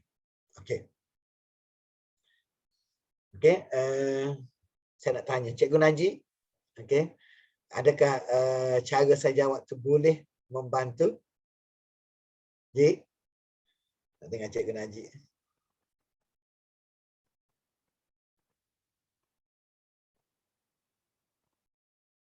Okey. Okey, tak apa. Cikgu Najib tak ada kot. Okey, tak apa. Tak ada. Okey, seterusnya. Okey, kita pergi pada kunci yang terakhir, iaitu kunci yang keenam, iaitu ujian kation. Okey, sebenarnya nanti kalau boleh sebelum kita berhenti nanti, ada lebih kurang masa, lebih kurang dalam 20 minit terakhir, saya nak kalau boleh anda cuba bina sebagaimana yang telah saya bina tadi. Okey, nanti di ujung nanti, supaya sebelum kita tamat kita punya program awan ilmu malam ni, kita dah ada satu pencatat alih. Okey, untuk ujian anion. Okey, untuk ujian anion kita ada 4 ujian anion yang kita perlu uji. Karbonat, sulfat, klorida, nitrat. Okey. ada setengah pelajar tanya, okey, di mana anion? Okey, sebenarnya anion tadi ada dalam larutan garam. Dia sebut garam, mestilah logam bergabung dengan salah satu daripada anion ni. Mungkin garam tadi adalah magnesium sulfat. Jadi bila kita nak menguji anion, kita tak akan sentuh kation. Bahan uji yang kita nak guna tak akan sentuh, tak akan efek kepada kation. Dia cuma fokus kepada anion. Sebagai contoh, katakanlah dalam sekatan jalan raya, okey, yang dibuat oleh polis trafik. Dia hanya fokus kepada kesalahan trafik dan dia tidak boleh tangkap orang yang mencuri. Ataupun JPJ buat kesalahan, buat sekatan hanya melibatkan kesalahan trafik. Kalaulah orang yang mencuri merompak lalui kawasan dia dengan cukup kelengkapan, dia tak boleh tangkap. Jadi sebab dia tidak ada kuasa. Sama juga ujian anion ni, kita hanya fokus kepada anion saja. Okey. Jadi dalam ujian anion ni, okey, kita ada beberapa bahan yang kita boleh guna untuk ujian anion. Okey, contoh kalau kita nak uji ion karbonat, mudah saja kita akan masukkan 2 cm padu larutan ion karbonat ke dalam tabung uji. Kemudian kita tambahkan asid hidroklorik. Bila tambah asid hidroklorik ni akan bertindak balas dengan ion karbonat, akan menghasilkan karbon dioksida. Dan kita alirkan gas karbon dioksida tadi ke dalam air kapur menjadi keruh. Dan mesti ingat setiap kali kalau kita tulis dalam soalan esei, mesti kita mention yang terakhir ni. Apa dia? Ion karbonat HD. Okey, ion karbonat HD. Okey, right? Okey, untuk ion klorida. Okey, masukkan ion klorida. Jadi saya bagi kepada anda ni sebagai satu benda yang awak sekadar copy je. Copy, kemudian awak dah ada semua. Tapi kita kena buatlah sekali, kita kena buat supaya kita dah mahir dengan suasana. Okey. Sebagai contoh ion klorida, kita akan guna asid nitrik dan kita guna larutan argentum nitrat. Okey, kenapa? Argentum tadi akan pegang ion klorida untuk menghasilkan mendakan putih, iaitu argentum klorida. Okey, dan pertanyaan kenapa setiap kali kita nak menguji, nak menguji anion, kita mesti masukkan asid. Sebagai contoh, kalau dalam kes ni, nak uji klorida, kenapa masukkan asid? Nak uji sulfat, kenapa masukkan asid? Nak uji nitrat, kenapa masukkan asid? Sebenarnya, kemasukan asid dalam setiap bahan yang sebelum kita uji, kita adalah untuk menyingkirkan ion karbonat yang kemungkinan ada dalam larutan tersebut. Sebab dalam larutan tu kita tak nampak sama ada ion karbonat ke ion apa yang ada dalam dia. Okey, jadi kita masukkan asid. Okey, dan asid tu pastikan kalau ion klorida tak mau masuk asid nitrik, tak apa. Cuma pastikan asid tak sama dengan ion yang nak diuji. Contoh ion klorida, kita nak masukkan asid hidroklorik. Tak boleh. Kita kena masuk asid sulfurik, asid sulfurik atau asid nitrik, sebab jangan sama dengan ion yang nak diuji. Okey. Kemudian kalau ion sulfat. Okey, ion sulfat, kenapa kita masuk barium? Sebab barium ni, barium ni adalah merujuk kepada bila barium bergabung. Okey, barium ni bergabung dengan sulfat. Dia akan dapat sini sebenarnya barium sulfat. Barium sulfat. Jadi barium Ba 2 positif akan tambah dengan SO4 negatif. Okey, kita dapatnya adalah Ba SO4. Okey. Boleh? Okey, kalau yang ni yang terbentuk sebenarnya AgCl. Okey, dan sebenarnya Ag kita ambil daripada argentum nitrat tambah dengan ion klorida daripada larutan yang nak diuji, kita dapat AgCl. Okey. Kemudian kalau yang ni sebenarnya bila kita ambil karbonat, asid hidrogen tambah dengan karbonat, okey, kita akan dapatnya karbon dioksida dan juga air. Ini persamaan ion dia. Jadi kita nak uji karbon dioksida lah, membuktikan. Okey. Kemudian seterusnya kalau tengok untuk ion nitrat. Ion nitrat ni dia agak, orang panggil agak kritikal sedikit. Sebab bila kita sebut ion nitrat, secara tak langsung dalam ion nitrat ni, semua nitrat adalah larut. Bila semua nitrat larut, maknanya secara tak langsung kita tidak boleh membentuk pemerhatian pada ion nitrat. Tidak boleh membentuk pemerhatian pada ion nitrat. Jadi kita akan guna satu kaedah yang agak luar biasa sedikit. Kaedah yang agak, maknanya kita kena tambah ekstra dia punya langkah untuk ion nitrat. Sebab ion nitrat ni semua larut. Okey. Jadi kita tambah asid sulfurik cair, kemudian kita tambah ferrum 2 sulfat. Okey. Kemudian kita goncang, kemudian kita condong. Condong ni sebenarnya sebab kita nak tambah asid sulfurik pekat. Kalau tak mau condong pun tak apa. Sebenarnya kita condong tu, bila kita tambah asid sulfurik pekat, dia meleleh pada tabung uji dan dia turun dengan perlahan. Jadi konsep kita condong tadi, nak tambah asid sulfurik pekat supaya dia turun dengan perlahan.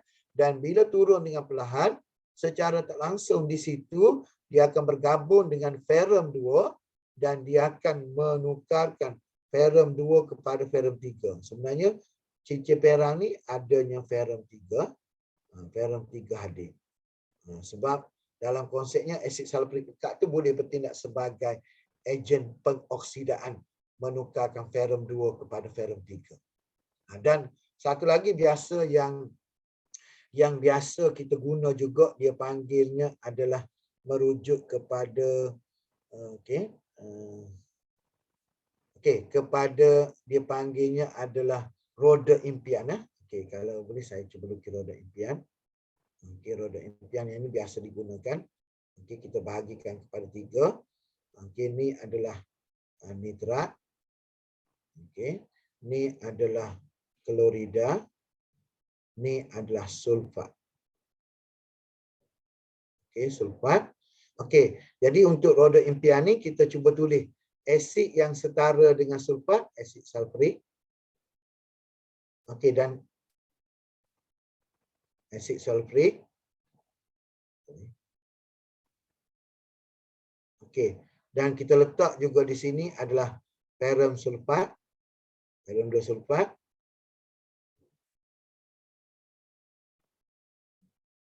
Okey, dan satu lagi kita letak adalah H2SO4 pekat. Okey, minta maaf sebab saya ada ruang yang sedikit. Okey, kemudian dekat sini kita letak asid nitrik. Okey, dan sebelah dia kita letak argentum nitrat yang sama nitrat nitrik. Kemudian dekat hidroklorik kita letak hidroklorik. Kemudian kita letaknya adalah barium klorida. Jadi apa yang kita nak buat? Roda impian, biasa kita pusing. Okey, jadi kita akan ambil ni bahan uji ni, kita ambil bahan uji ni, kita bawa mai ke sini. Kita ambil semua bahan uji yang ada di sini ni, okey, kita bawa mai ke sini. Dan kita ambil semua bahan uji di sini ni, kita bawa mai ke sini. Itu dipanggil roda impian. Kita pusing jadi okey, boleh kata cuma saya mohon maaf sebab saya tidak boleh besarkan, ada ruang di situ, terlupa nak sedia ruang baru. Okey, ini dia panggil roda impian. Jadi yang tertera di sini sebenarnya boleh diringkaskan dalam bentuk roda impian. Jadi dia panggil ni roda impian lah. Sebab impian kita tercapai kalau kita boleh buat konsep yang diberikan. Okey. Jadi ini konsep dia panggil roda impian.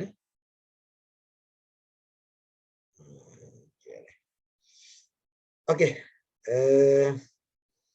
Okey, itu dah hampir keseluruhan untuk kunci garam, dan saya nak bagi contoh-contoh yang ada yang telah dibuat oleh pelajar saya. Okey, contoh dan sebenarnya ni sebahagian yang saya bawa yang boleh dibuat oleh pelajar saya. Okey, contohnya kalau kita tengok di sini, Okey, ferrum karbonat. Okey, ferrum karbonat, kita tahu bahawa ferrum karbonat ni garam tak larut. Okey, yang pertama kita ada garam tak larut. Okey, garam tak larut. Yang kedua, dia hijau. Okey, kemudian seterusnya larutan tiada larutan. Maknanya tak ada larutan di sini. Okey, hijau. Kemudian ni adalah bila dipanaskan. Bila dipanaskan, dua perkara kena buat. Satu, tulis persamaan. Yang kedua, nyatakan warna ataupun nyatakan pemerhatian. Okey, sini kita ada pemerhatian. Okey, ni sebahagian yang saya belum periksa kepada bayi saya lah. Okey, ni kita ada, apa dia sini? Kita ada bila ferrum dua oksida, dia adalah warna hijau. Okey, pepejah hijau terbentuk. Okey, jadi maknanya di sini untuk kolom yang kedua ni kena ada persamaan, kena ada pemerhatian.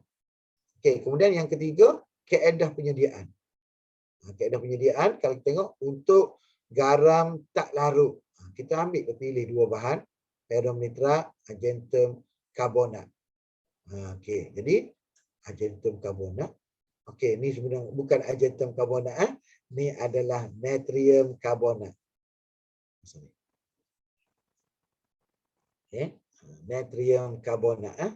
Ni adalah natrium karbonat. Okey, natrium karbonat.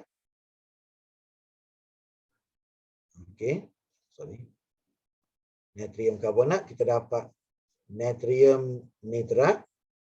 Okey, natrium nitrat tambah dengan ferrum karbonat. Jadi sini ada sedikit type inilah.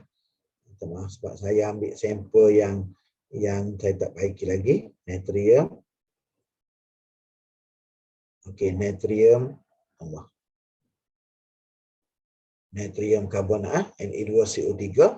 Okey. Kaedah dia saya copy daripada tadi lah. Raja saya ni copy daripada yang saya dah bagi kepada tadi. Okey. Okey, kemudian ujian cation pun sama. Cuma bila sebut ujian cation ni, okey.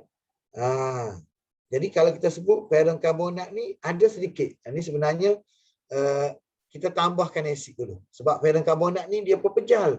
Bila sebut pepejal, secara tak langsung dia tak ada larutan. Jadi kita kena menyediakan larutan dulu. Jadi cara nak menyediakan larutan supaya okey, kalau karbonat ni kita direct. Sebenarnya bukan sukat ni. Okey. Okey, sukat asid. Okey, kita sukat asid, betul, sukat asid. Kemudian kita tambahkan serbuk ferrum sebab karbonat. Kita tak tambah larutan, serbuk ferrum. Kemudian bila kita tambah serbuk ferrum berlebihan, okey. Jadi kita akan dapat ferrum nitrat. Jadi daripada sini langkah pertama, ni agak complicated sikit ni. Okey, kita ada HNO3 tambah dengan ferrum karbonat. Kita nak uji ion ferrum ni. Jadi kita dapat ferrum nitrat. Okey, ferrum nitrat tambah dengan air. Okey, jadi bila kita dapat ini kita nak uji yang ni. Uji ferrum nitrat ni kita masukkan natrium hidroksida sedikit demi sedikit sedang berlebihan, kemudian akan mendakan hijau tak larut terbentuk. Jadi dia tak boleh sukat teguh, sukat ferrum karbonat tambah dengan asid. Okey. Dan kita tak akan dapat. Sebab dia maknanya ferrum karbonat tu bukannya larutan. Okey, kemudian ujian anion pun sama. Okey, ujian anion ni mudah je sebab bila sebut karbonat kita tambah dengan asid, terus kita dapat gelembung gas tak berwarna dan kita alihkan gas yang terhasil ke dalam air kapur menjadi keruh. Itu contoh dia. Okey, ni plumbum karbonat. Okey, plumbum karbonat. Okey, contoh lagi zinc sulfat. Okey. Atas kreativiti awak nak buat macam mana bergantung kepada kreativiti awak. Okey. Okey. Okey, saya rasa saya nak sebelum saya sambung sedikit soalan-soalan dia, saya nak nak tengok, nak tahulah setakat mana yang anda boleh faham. Okey, boleh faham berkaitan dengan yang ni. Boleh ke buat ni? Okey, boleh tak buat yang ni? Okey. Boleh ke? Rasa-rasa kalau tanya diri sendiri, boleh ke buat ini? Bolehkah nak buat konsep macam ini? Sebab kalau boleh buat macam ni kan, insya-Allah awak akan dapat mudah saja untuk jawab soalan. Dia akan memberikan kesan yang sangat impak, yang sangat ketara. Okay. Apa dia? Bentuk grafiknya pun menarik. Maknanya bila kita lihat nota kita tu tak adalah satu warna je.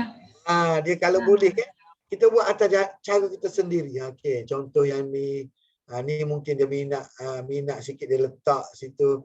Okey, dia letak. Okey. Kalau yang tadi, yang mula-mula tadi, kalau tengok yang contoh yang pertama. Okey, saya merujuk pada contoh yang pertama tadi.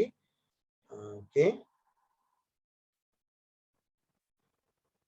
Okey, contoh yang pertama tadi. Okey.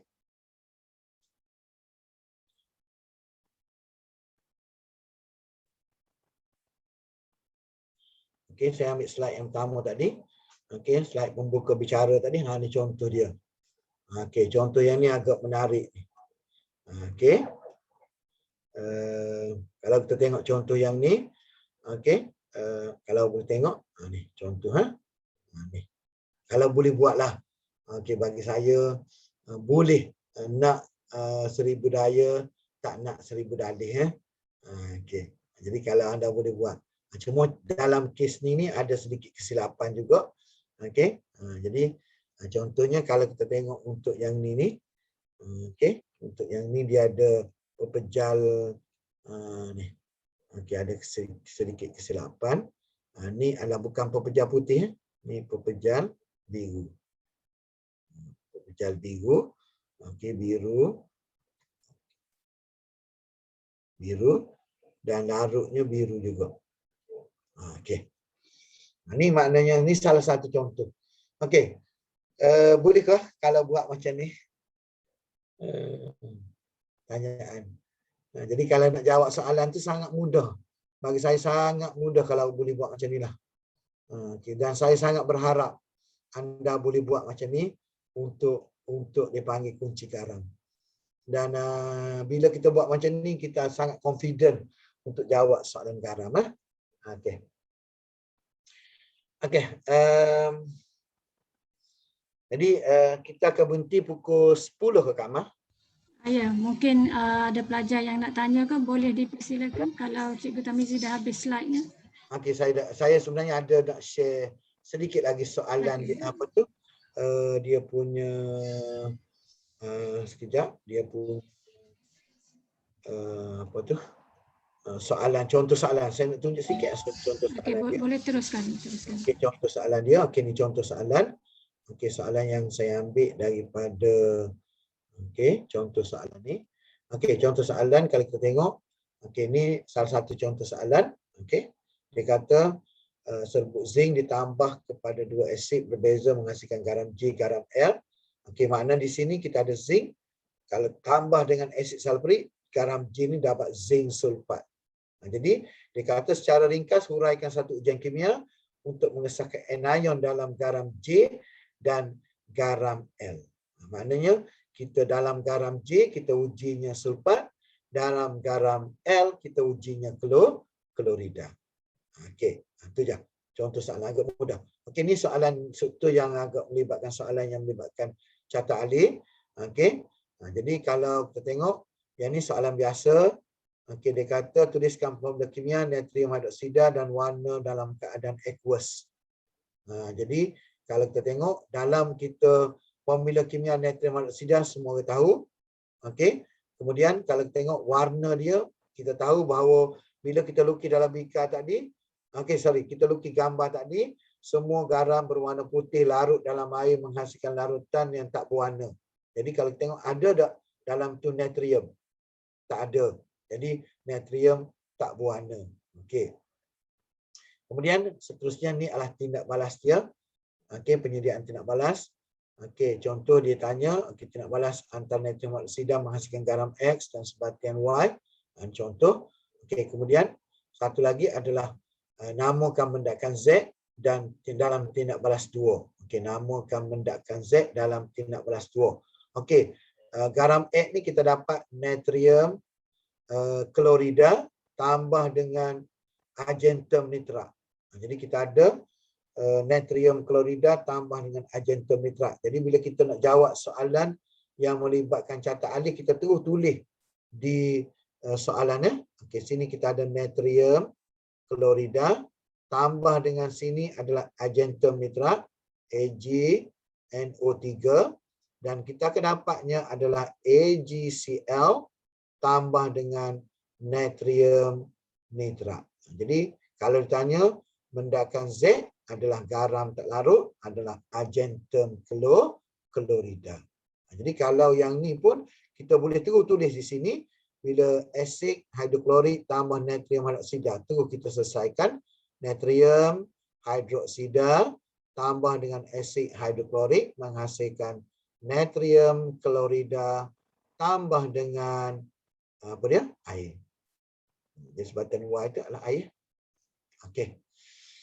Okey, dan pengiraan ni biasalah dalam soalan dia akan ada pengiraan, dan saya rasa cukup setakat tu yang kita boleh bincang. Okey, dan saya serah balik kepada Cik Norma untuk kalau ada apa-apa pertanyaan lah. Okey. Baik, terima kasih Cikgu Tamizi. Pada saya satu penerangan yang sangat jelas dari segi warnanya, dari segi penerangannya pada saya tidaklah terlalu laju.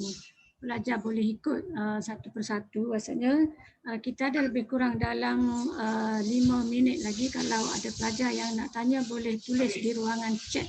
Betul kan? Okey, ada yang kata nak tanya topik lain boleh tak? Saya rasa topik lain tu kita bincang kemudianlah. Malam ni kita fokus kepada tajuk garam dulu. Garam boleh tanya topik lain tapi masa agak terhad. Itulah masa agak terhad. Yalah, kita kalau ada kesempatan kita berkeudara lagi dah. Ya. Untuk pengetahuan anak-anak pelajar kita akan ada siri 3, nanti kita akan maklum kemudianlah ya. Mungkin yang tu tidak tajuk garam lah, mungkin tajuk lain ya. Gunakan kesempatan masa tu untuk bertanyakan soalan. Baik, kalau ada pelajar yang boleh tanya. Okey, ada permintaan nak suruh share sedikit slide tadi, bolehkah? Ada ditanya sebab tak sempat nak apa tu? Nak snap. Okey, saya cuba share balik. Okey, share screen balik untuk snap ya. Okey. Jadi untuk snap ya.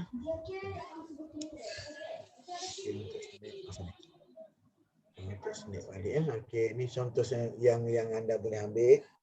Okey, ferrum karbonat. Okey, kemudian pelambang karbonat, okey, zinc sulfat. Okey, ni yang anda boleh ambil lah. Tapi yang ni kena pandailah untuk yang ni. Ataupun satu lagi saya cuba share kupron sulfat lah. Saya share yang kupron sulfat depan sekali ni.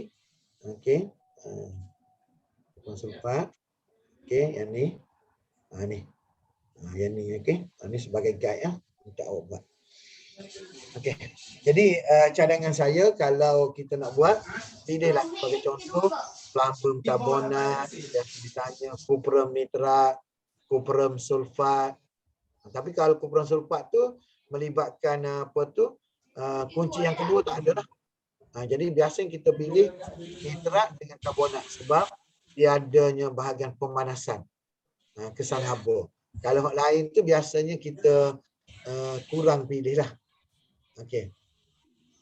Okey, Cikgu Tamizi ada pelajar tanya soalan ni. Dia kata, cikgu, kalau soalan terangkan secara ringkas ujian kimia tu kita kena tulis isi padu larutan juga ke? Atau tulis larutan saja? Okey, secara ringkas. Kalau secara ringkas ni biasanya kita sekadar masukkan saja. Masukkan larutan cation atau anion tadi ke dalam tabung uji, kemudian tambahkan larutan natrium hidroksida sedikit demi sedikit sehingga berlebihan. Itu dia punya satu markah. Kalau untuk sulfat tadi kita masukkan, kita tak payah mention dia punya sepadu. Masukkan. Tapi kalau seelok-eloknya kita masukkan, kita cuba membiasakan diri setiap kali kita nak buat apa, kita cuba membiasakan diri dengan isi padu. Saya nak share sikit lah Cikgu Tamizi dah.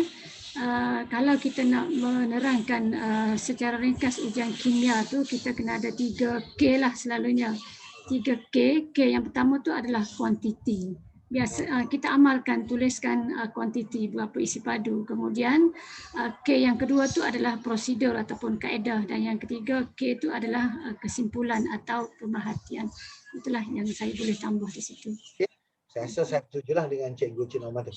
Okey, yang pentingnya bila kita nak apa-apa pun dalam prosedur sekalipun kita kena ada 3K. Kaedah, kuantiti, kemudian Kesimpulan. dan kuantiti, Kesimpulan. Kesimpulan. Okay. Jadi maknanya bila sebut saja ujian kimia mesti ada kaedah, mesti ada dapatan, pemerhatian, wajib. Samalah kalau kita buat ujian di sekolah. Kita ada kaedah dia. Kemudian bila ada kaedah, sebagai contoh PDPR ke, cara online ke, cara apa, kita hasilnya nanti kita kena ada result. Result tu adalah yang kita tengok dapatan dia. Kalau sekadar buat ujian tanpa dapatan, saya rasa tak ada masalah, tak ada apa-apa.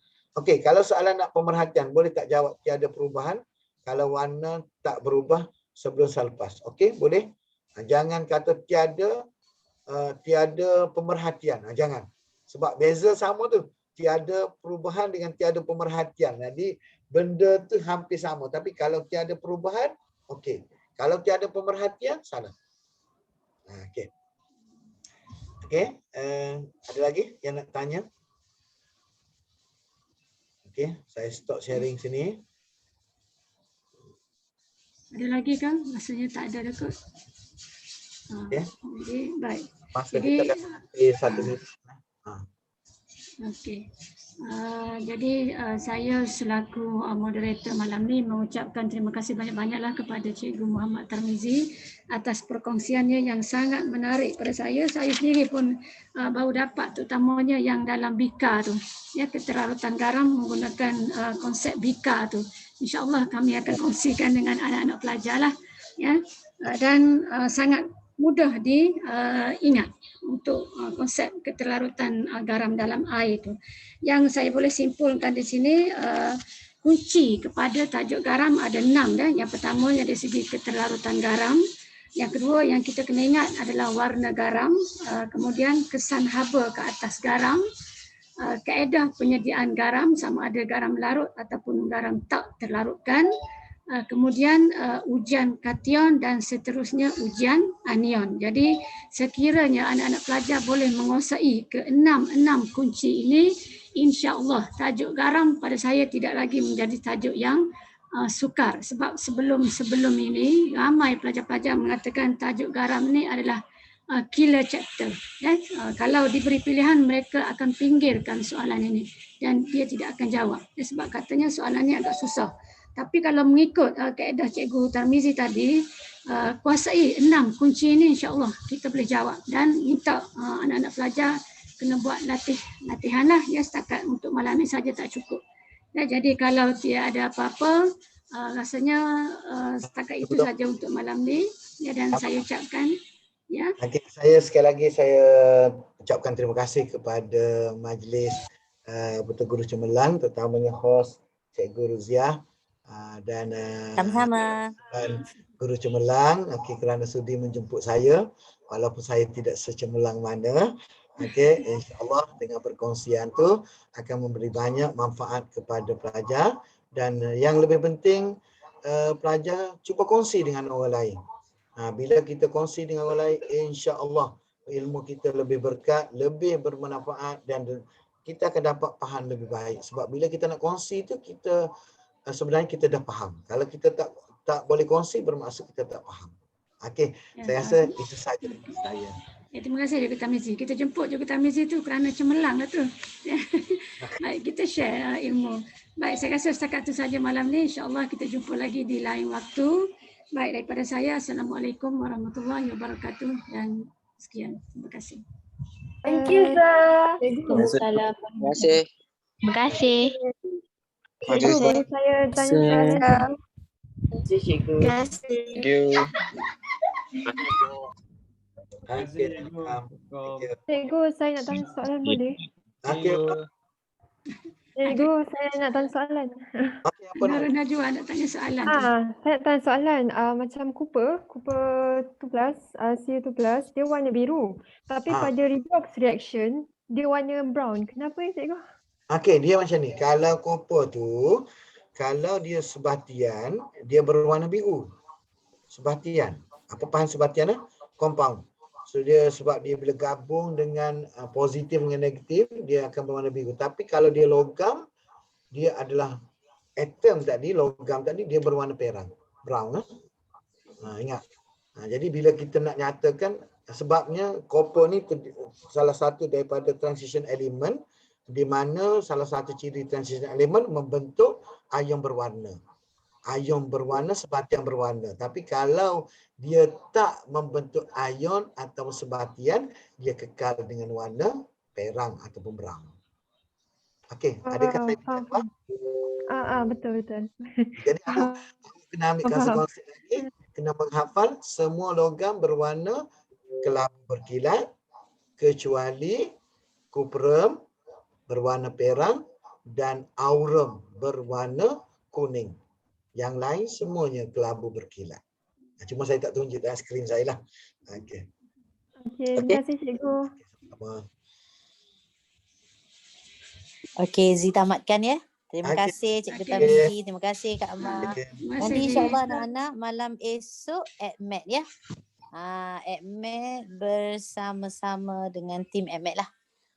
Nanti tunggu iklan. Sekejap lagi cikgu masukkan. Okey, jangan lupa isi kehadiran dan feedback. Adakah kamu faham tajuk garam pada malam ini? Dan insya-Allah cemerlang SPM. Rabbi zidni ilman warzuqni fahman. Amin. Assalamualaikum. Selamat malam.